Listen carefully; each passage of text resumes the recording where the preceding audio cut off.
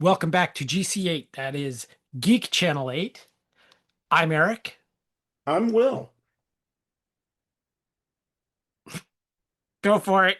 He I'm doesn't want to do this Jason. now because I just wanted to do it. I didn't. I I I'm going to do it. scared him last time because now he thinks he's gonna be like Anticipation. expected to be on here all the time. Do it again. And I'm Jason. Hey guys, how's it going? Today on the show, we are going to be talking about the 1987 film The Monster Squad.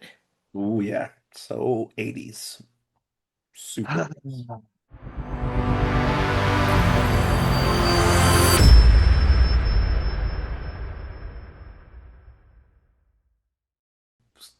I need to watch the last season of Andor. That's the thing that's on my mind. Oh, dude, it's so good. And honestly, what's been putting me off is that a lot of times when I'm watching shows, I want an escapism. And I don't think that's going to be an escapism. It feels too close to home. Okay. Yeah. Okay. Yeah. But it's pretty good. Yeah, I mean, everybody, the people who I trust the most have all been like, "What, dude? Everybody has told me to watch it, but I'll get around to it eventually. I don't know where it falls within Star Wars lore, but I've become very jaded on all things Star Wars. The Disney machine has just been cranking out Star Wars crap left and right. Johanna, who is a frequent co-host on this podcast, she wanted to do a whole fascist films series. And I'm like, fascist Star Wars? What are Yeah. you talking about? Yeah. Some feel good films, right? I haven't seen Andor, but they must go down that road. It's dark and edgy, and it's honestly, for me, I'm a Star Wars fan. I'm sure I'm speak for all you guys here. You're all Star Wars fans too. Oh yeah, This is it's very Empire Strikes Back vibes. yeah, You know, it's bad time all the way around, but it's really good. It's really good. It's suspenseful. A lot of good stuff. It's good. It's great. I want Okay. to give some context real quick. I walked out of the prequels, the first one, and I said, and I decided at that point that I would disavow even Jedi, Return of the Jedi, because that had Ewoks in it, and that's what led to the nonsense I had just watched. Hmm. I would say that this might be the very best. I've only seen the first season. It might be the very best of Star Wars. Very Hmm. best. And yeah, when you said Empire, yeah, I'm like, yeah, it's elevated like that. Yeah, absolutely. Okay. I liked The Mandalorian. I thought that was good. But I like The Mandalorian too. Yeah. But you yeah, know what? Mandalorian is feels more like Star Wars, and this feels more like The yeah. Empire Strikes Back. Well, speaking of Mandalorian, um, I got a little thing to tell you what I've been watching lately. Bo-Katan herself, Katie Sackhoff, has a podcast and YouTube video series called The Sackhoff Show. So she made her name in Battlestar Galactica in the early 2000s. She was in her early 20s. And it's one of those things where it's like they cast the perfect person for that role. Yeah. And they just, that whole show captured lightning in a bottle, but she has never seen it. Ah, So 25 years later, she is watching it for the first time. And as a wow. reaction, watch along, you get to see her reaction. She says she's on her couch. Okay. And this is how you know that she is Starbuck. She's on her couch, woman spreading, with a beer in one hand. Oh On my her God. right is her husband, who is a 10-year younger than her boy toy husband. She quit smoking apparently back in the second season of Battlestar Galactica because young girls were writing in saying they took up smoking because of Starbucks. So she Wow. she quit smoking, but she rides motorcycles. She is that girl in real life. So they Mhm. like found the right person for Starbuck. But it's amusing that she's never seen it before and is like watching it for the first time on her YouTube channel. That's cool. So that is what I have been watching lately. Because to see their, especially scenes that she wasn't in, to see their reactions, her and her husband, who's a Hollywood producer as well, like to stuff like that, we've all known about for decades now. Like, Right. like, she knows some of it. Like she knows who's really a Cylon and who's not. And like, but there's many twists that they aren't expecting.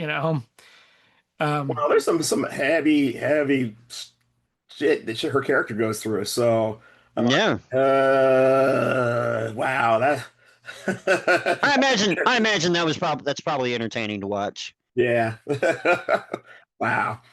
I have pounded down all the latest Marvel movies. I liked Thunderbolts. It reminded me of the Bad News Bears. Oh, Absolutely, it did. It totally did. And like Winter Soldier is Walter Matthau's Buttermaker, and he's got to put these dummies together to win the championship. It's like that kind of vibe. And the guy who plays the Red Guardian, I really like him and a bunch of other stuff yeah, too. So yeah. I think like he's just so over the top and so dramatic that I love this guy. He's great. I liked the new Fantastic Four movie. I'm angry because I'm a dork and Marvel's been shitting on my favorite superhero this entire time, movie wise, the Silver Surfer. Oh, That aside, it looked awesome. I liked the story. They delivered on Galactus. that's a Um, hard delivery right there. don't spoil anything because I I'm haven't not seen no. this.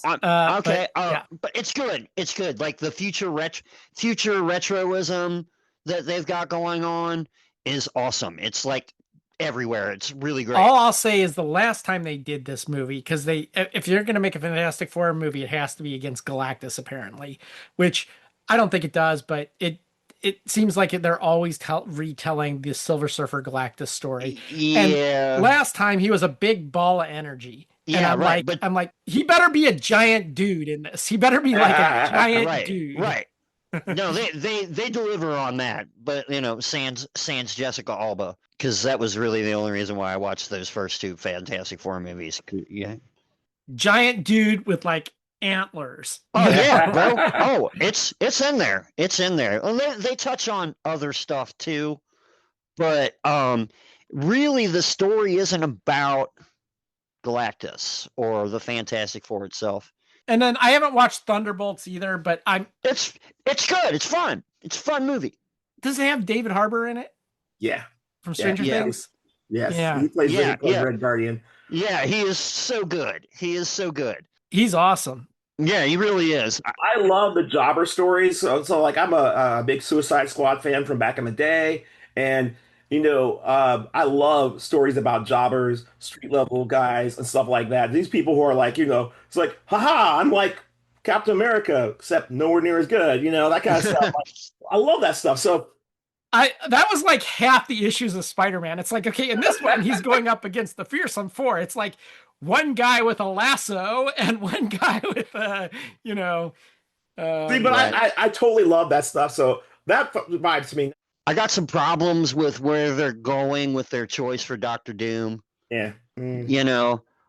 but like as long as they keep putting out movies that are on like I said, the Thunderbolts, the the new Fantastic Four movie, great. Those were good.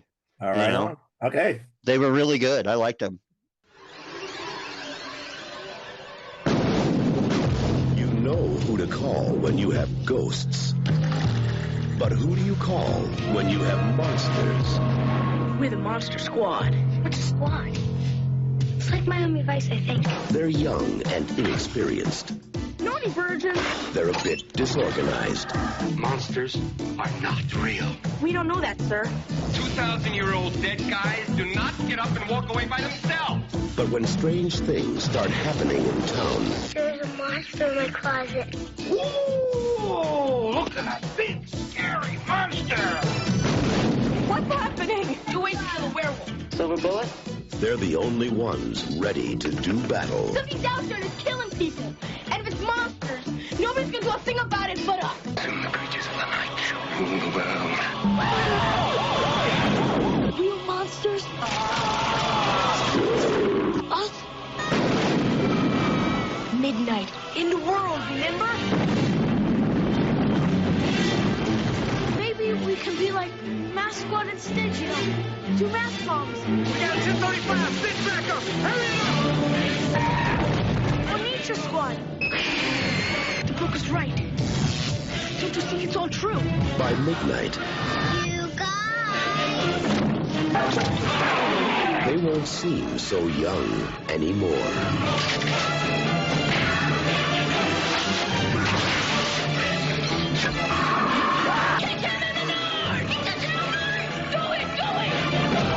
The Monster Squad. Wolfman's gone mad.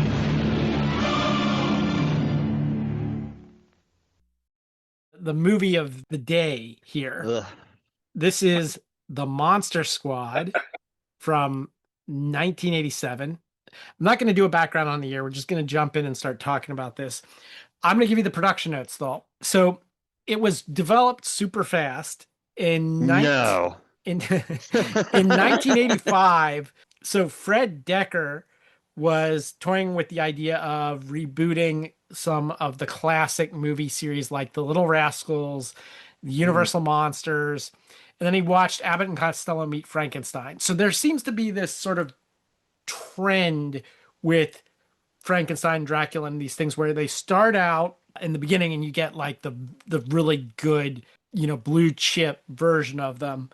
And then after about a decade, they become like big monster rallies where they have to put 4 or 5 monsters in one movie, as we saw with House of Frankenstein. And then they eventually go straight up comedy. And that's what Abbott and Costello Meet Frankenstein was. That cycle repeats itself. And so kind of like by the 1980s, we are in that comedy version of Frankenstein. So he was putting his touches on his debut film, The Night of the Creeps, which is awesome if you haven't seen it. So his roommate at that time was Shane Black.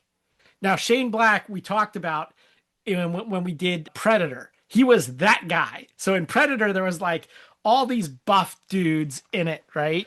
And then there's the one skinny guy who made really lame jokes and stuff like that. That's Shane Black, who although he was started as an actor, became a writer.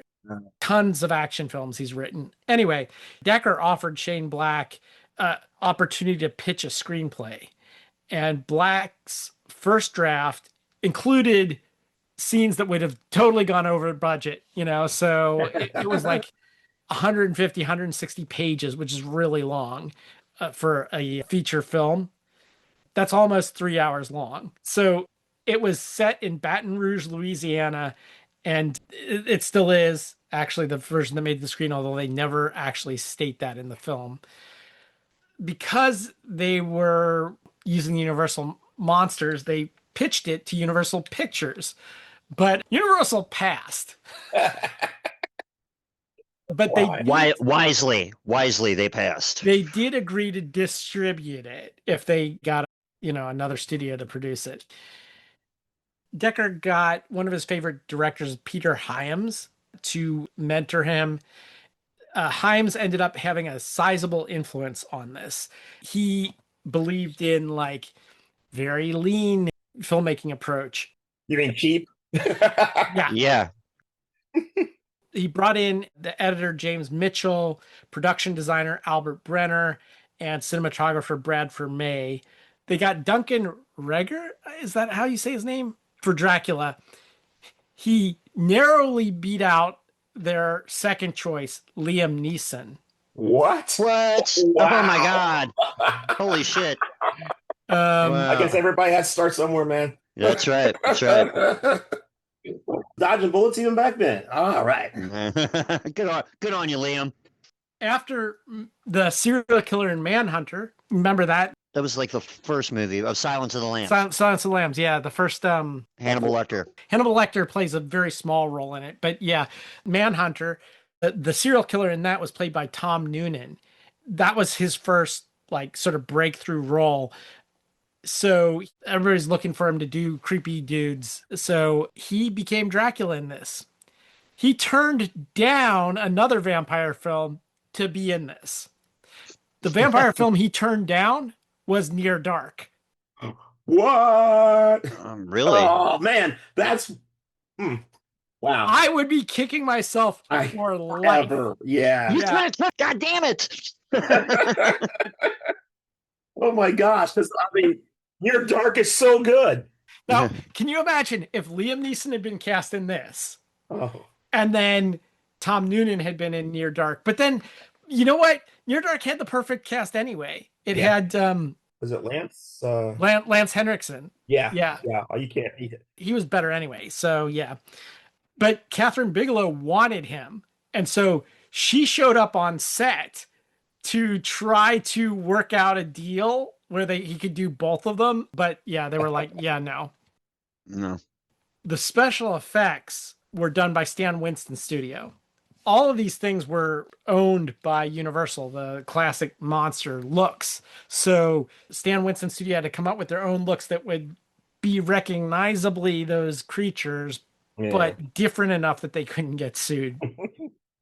The Gillman suit, Gillman being Creature of the Black Lagoon, right, was made by Matt Rose and Steve Wang. And it was considered a milestone in the development of creature costumes. And based on their Monster Squad work, Rose and Wang were entrusted with building a similar suit on short notice for Predator. Oh. Well, worked out pretty good for them. Yeah, possibly saved that production. Yeah. It had its premiere party at the Hard Rock Cafe in Hollywood. Kiefer Sutherland, star of The Lost Boys, was among those who showed up to support the film. Huh. Wait, that came out later though, didn't it? No, they were out at the same time. Oh. In fact, they think that's one of the reasons it did so poorly. No, yeah, because of another movie. Yeah, that's why. That's why. August 14th, 1987, it generated $2.9 million in revenue in its first week. So it came in 12th place at the box office. By its second week, it was averaging less than $700 per screen. Wow. And it was pulled from theaters with a poor domestic tally of $3,769,990. Opening weekend audiences polled by CinemaScore gave the film an average grade of B+ on an A+ to F scale. Decker blames marketing. Also, the Monster Squad's PG-13 rating may have prevented it from reaching the audience most likely to identify with its characters, like under 13-year-olds. Some thought that the film slogan made it look like a B movie knockoff, and the film suffered further comparisons with The Goonies. Yeah. Although Decker says he hadn't seen The Goonies. Yeah, right. Yeah, right. I guess he hadn't seen Miami Vice either, probably, right? Man. Oh my gosh. It's 5 minutes till showtime. Enjoy your evening to the fullest. How about some snowy, crisp, and crunchy popcorn? That's a fine way to relax. Just sit and munch contentedly while you enjoy the show. Bring enough popcorn back for the whole family. Everyone likes popcorn.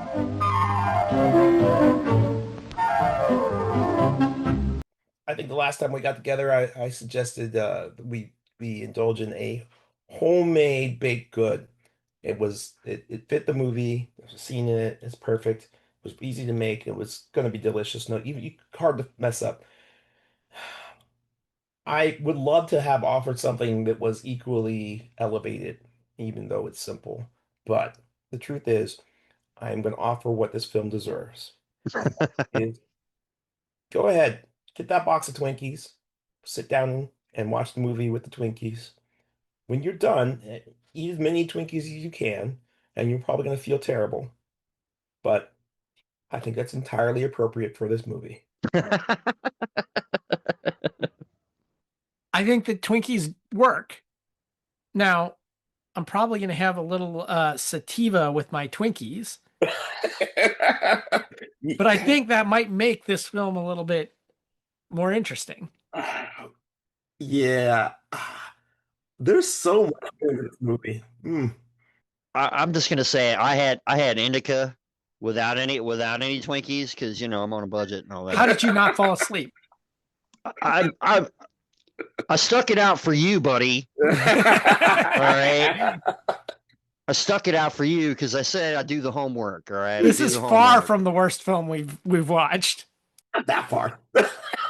I have never Eh. seen this film before, and people used to tell me about it, like on Vine Me Street too. and Me crap. too. And like, I was like, I always was against it because I thought so when I was a kid in the 1970s, there was a show called The Monster Squad, and it had like all those monsters, and it had the Wolfman and Frankenstein and Dracula, and it was terrible. And so I thought that that was what this was. I thought this was like a feature film version of that. A live action version A of. live action. Well, it was live action. It was a live action Saturday morning show Oh, that okay. had those monsters in it, but the Monster Squad was the monsters, and they were like fighting crime or some crap like that, you know? Which sounds great to me. I mean, it sounds Hellboy-esque, but obviously it didn't go that direction, did it?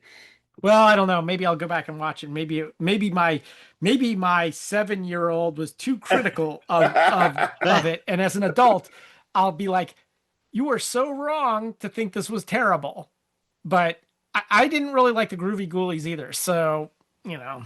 Okay, I'm going to point out that this honestly, this movie does a lot of things that when I remember when Goonies came out, and I wanted it to be, I guess, more hardcore. I wanted those kids to be strapped. I want them to be going in hard and like, and it kind of does all that stuff that I wanted. And it's a good thing I don't make movies because obviously my taste is terrible because it turned out. All right, we're getting ahead of ourselves. All Eric, right, you so want to set us up? yeah, basically it's a bunch of preteens and they love monster magazines and monster movies. Sean Crenshaw is their leader. They have a tree house that they hang out in. He has a younger sister, Phoebe, who really wants to be allowed in and never is because, no girls allowed in the clubhouse, that kind of thing. Somehow there's an older kid that hangs out with them. Why? I have no idea. Ends up with the diary of Dr. Abraham Van Helsing. The mom Yeah. bought it for him. Yeah, for him, Sean. right? You Yeah. guys are into all that monster stuff. Well, he wants to read it, but it's in German. They know that there's like this scary German guy that lives in a house nearby down the block or something. They see him peering through the curtains every so often. One time they're like trying to decide to go up to his house, and then he actually comes out and meets them. He takes them in his house because you go into the house of a creepy old guy, right? Sure. Like if you're a bunch Yeah. of kids. You did. It's the 80s, man. The 13-year-old is smoking. I mean, yeah, we're totally going in the house of strange guy's house. He starts reading them. The story talks about how there's an amulet composed of like the forces of good, and once a century, the forces of good and evil reach a balance, and this otherwise undestructible amulet becomes broken. In the pre-credit sequence, we see them like trying to stop it, like Yeah. Van Helsing himself and a team, and they basically fail. It feels very Evil Dead. It's like, Yeah, they go through an Evil Dead Oh, type yeah, portal. yeah, Yeah. yeah. They somehow come to realize that this amulet is in wherever they live, Baton Rouge or whatever. They never say where it is. Some Why? undisclosed town. I never figured out why. Like, how did it end up there? But they need a virgin to recite an incantation to send the monsters to limbo. They find out that Dracula is in town, and it's kind of a race against time to defeat him. yeah, because he calls the house looking to buy the diary and leaves his name, and of course it's an anagram of Dracula. Oh which my the God. kid sits down and figures out. it's Alucard, which we've seen in a bunch of other stuff. Yeah, Like when yeah. we were doing the Dracula story, I think Wow. Dracula's just terrible about coming up with aliases. His name is always an anagram of Dracula, and it's Right, like, right. anyway, he is in the USA. He's searching out the amulet. He needs the diary to try to find it. He's also collecting all of the classic monsters to help him out. The mummy, the gill man, the wolf man, Frankenstein's monster. The whole reason why we watch this. and even the brides. Well, he makes new brides, so in fairness. Yeah, he does make new ones. I don't know who they were. They got turned and they got new wardrobes, and so They actually came with the house, I think. Frankenstein's monster is reluctant to be involved, but yeah, I am your master. You will obey me. Okay. Yeah, he had that pimp cane. That cane did a lot of stuff that Dracula was carrying around. Did a lot of stuff.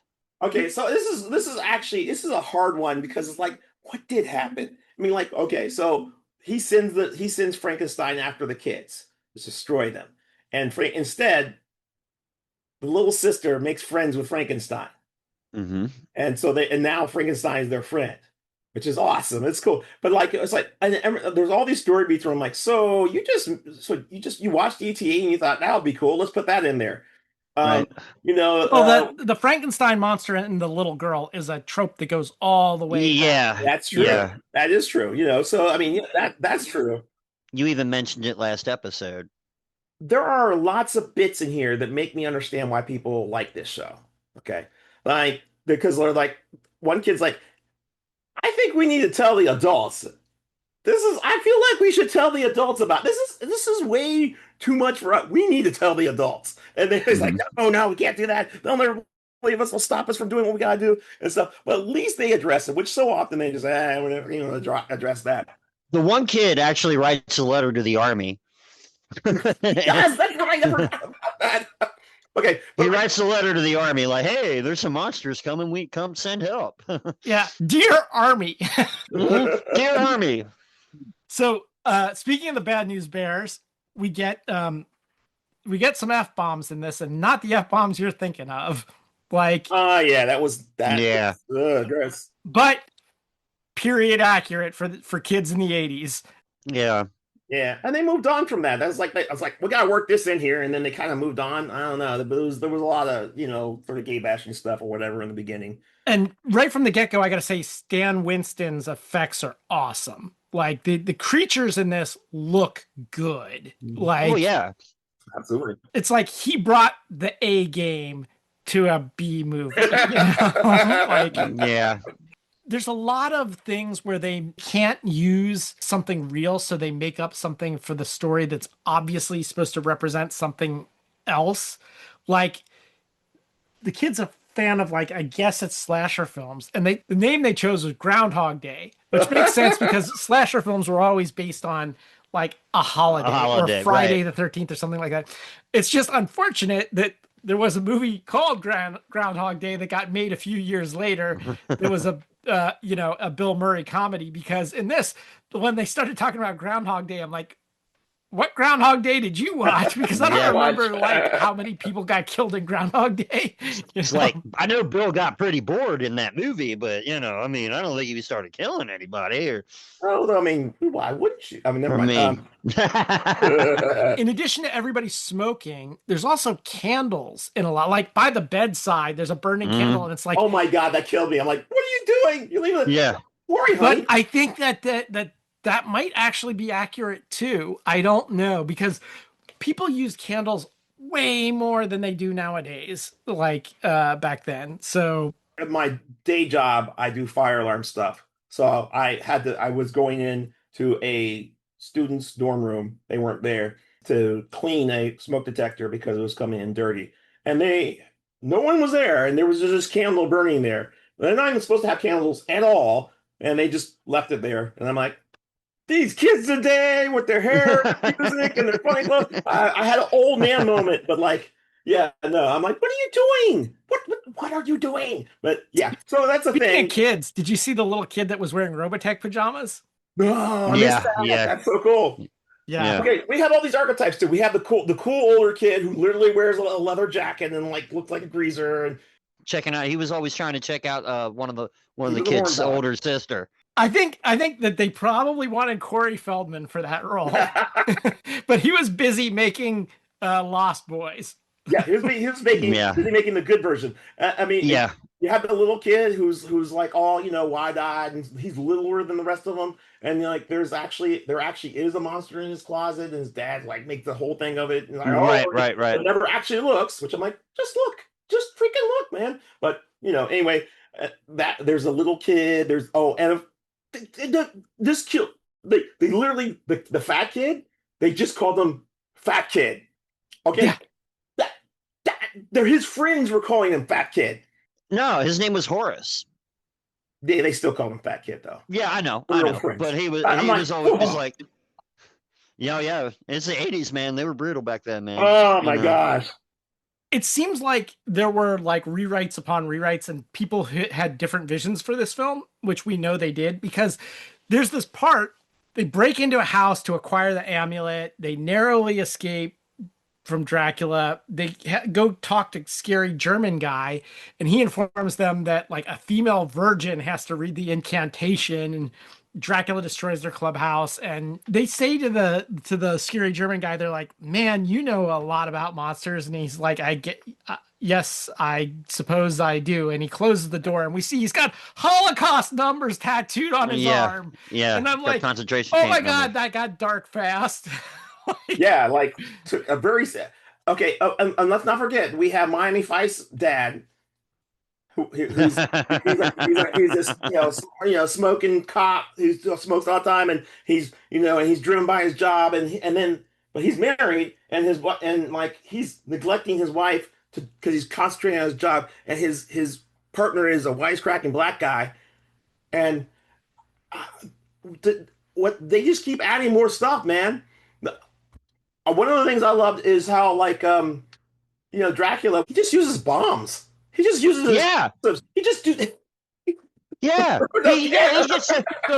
He pulls up in this really badass hearse and then just starts throwing bundles of dynamite. I'm like, where did that come from? He pulls the door off the back, right. This is why this movie had kept traction and got a cult following, because there's some cool scenes. He pulls the door off the back. He reaches in, grabs it, throws it in, and basically does the walk away like explosion, blowing up. It's like, fortunately, anyway.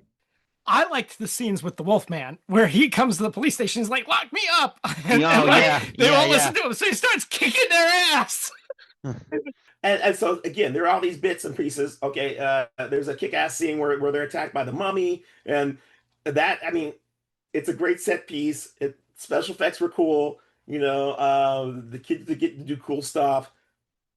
I mean, and there's towards the end, there's like, I don't even remember didn't they have like rocket launcher? Where did that come from? I don't know. I got confused somewhere in there. A lot was going on. Yeah, there was a lot happening. There was a huge showdown, and the thing is, and I mean, I keep on like, there's all these movies where I'm like, this guy's son, hey, let's just put some Evil Dead in here. Okay, we'll do it. We'll do a little bit of this. We'll do some Stand By Me, and we'll do. I mean, he just was like, yeah, we'll take some of this and some of this. We'll put all this in here, and we'll shake it up, and and it's enough to be memorable, but also like, what the hell, man? Well, I like the fact that like for a long time, Patrick's sister Lisa is supposed to like read the incantation. She gets done reading it, and they're like, nothing happened. And they're like, "Are you a virgin?"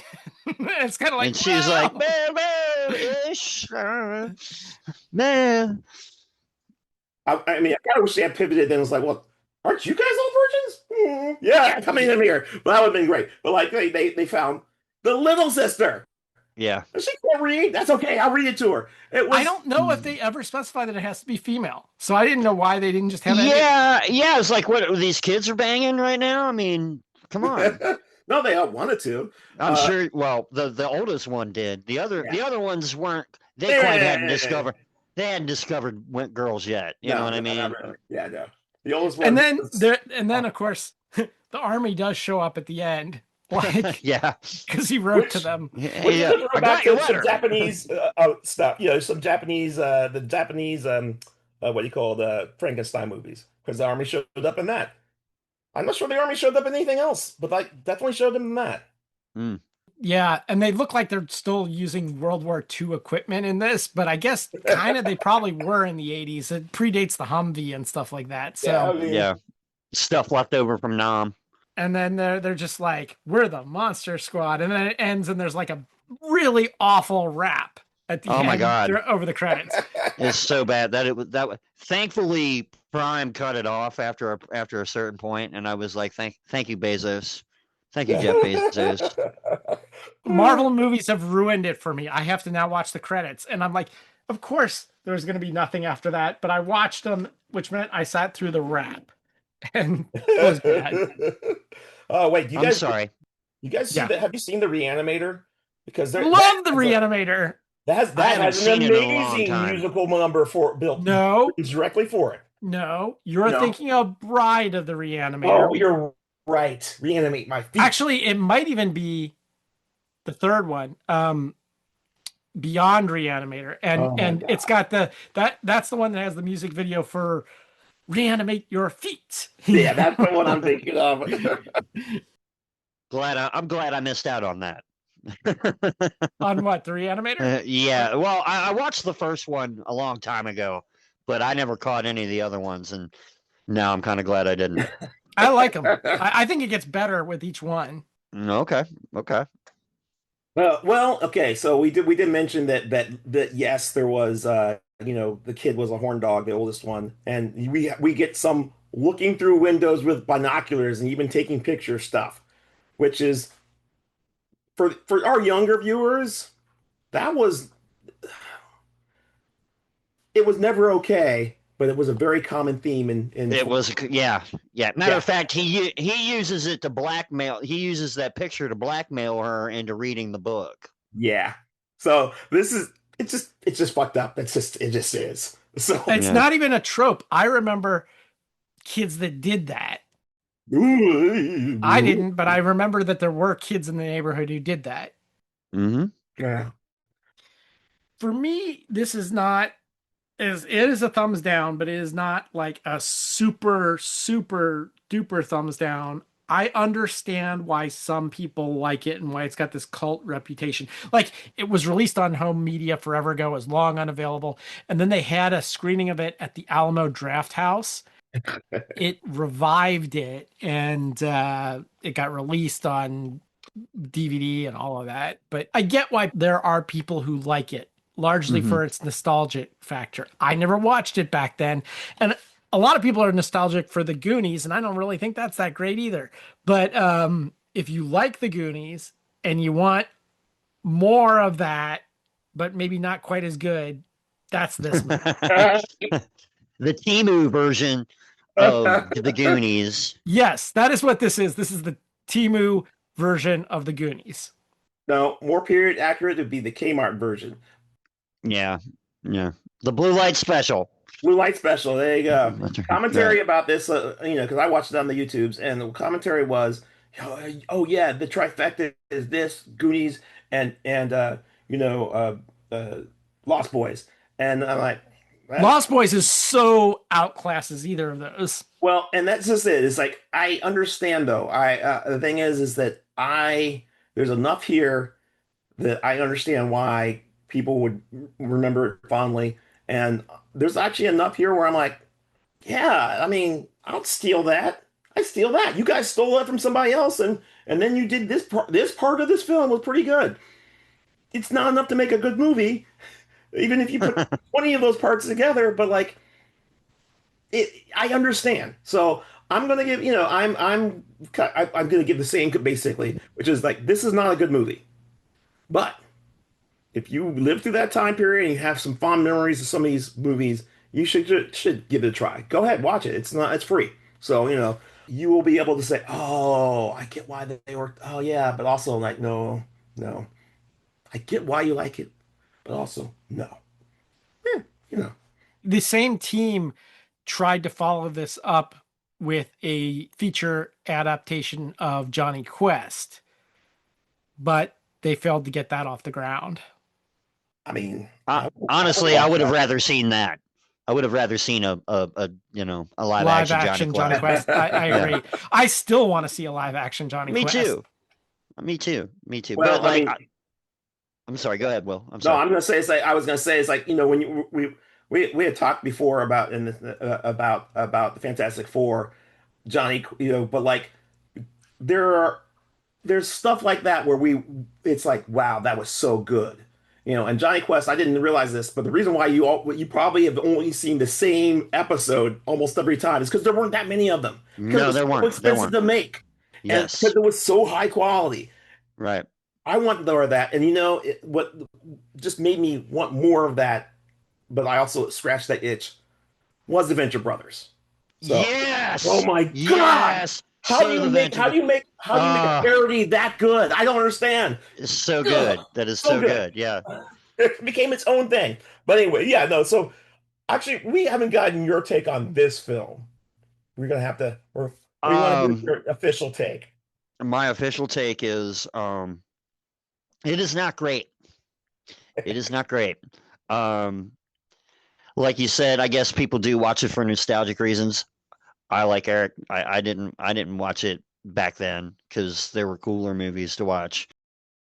You guys pretty much summed it up way even better than I could. You're right. They took a bunch of cool little ideas and tried to make a feature film out of it, and they didn't stitch it all together very well. You know what I mean? I felt like it was just that dude says he never saw the Goonies. Is that what you were telling me? Yeah, I think so. That's a filthy ass lie. That man is a liar and full of shit. Don't give me that. Come on, man. Come on, man. You didn't see the Goonies? Get out of here. Trying to tell me that's a bullshit. That's a lie. That's a lie. Because it was so Goonies vibe, very, very low budget Goonies. When you said all the special effects, I'm like, okay, so somebody rented a fog machine and like lasers. I imagine lasers were still kind of hard to get a hold of back then. But I'm glad they spent the money on the costumes because the Gill man looked amazing. Like all the costumes Stan looked Winston they did a really good job with that, but that wasn't going to be enough to sell this movie. Yeah. Just And by the way, guys, the Gilman, he ate one of the kids' Twinkies, so that's why. So yeah. This was in August of 1987. This was number 29 at the box office. The box office records that we have the top 42 films. So it came in at 29 out of 42. Wait a second, though. Do we even have 29 movies out at once anymore? I'm not sure. Actually, no, due to No. studio consolidation, not big budget studio films. More importantly, there were worse films than that one that came out. There were worse films than that one. Well, not all of the ones that did worse were worse. Really? Okay. Well, yeah. Okay. All right. I would argue that about half of the films that did worse than it deserved to do worse than it, and about the other half didn't. However, let me talk about what the top 10 were that month. Yeah. Just the top 10 that it was up against. Number 10 was No Way Out, which I love that movie. Number 9 was Summer School, a guilty pleasure. Right there. Yeah. The 1987 Disney re-release of Snow White and the Seven Dwarfs. Masters of the Universe. Wow, Dolph Lundgren, baby. What a terrible movie. God, and we did that movie on the podcast, so go check out our review of that. That's one of our most popular episodes that we ever did. I think it's our second most popular episode that we've ever done. Can't Buy Me Love was below Masters of the Universe and above Snow White. Then the big five. Number 5, RoboCop. Wow. Yeah. Number 4, The Lost Boys. Yeah. Number 3, La Bamba. Oh, yeah. Number 2, Stakeout. And number 1, The Living Daylights. Wait, that's a Bond film, right? Yep. Probably my favorite Bond film. Really? Yeah. Okay. Wait, what? Who Oh was the no, Bond in that era? what's that? Who was This the is Bond? that was Dalton, Timothy Dalton's first Oh, Bond. that's right. That's right. Yeah. Okay. Okay. I guess that's it. If you listen to us, we're all saying thumbs down, but Yeah. not thumbs so far down as like they have been with some of the other ones we've watched. No. If you like this show, not the movie, but this show, give us thumbs up, like, subscribe, whatever it is, whatever platform you're on, give us a good review, good rating, or just tell a friend about the show. If you want to reach us, you can write us at gc8podcast@gmail.com. That's letter G, letter C, number 8 podcast. We're also on Facebook. We got a Facebook group. But until next time, this is Eric. This is Will. I'm Jason. Yay! Yeah, I did it. I did it. Yay. Signing off.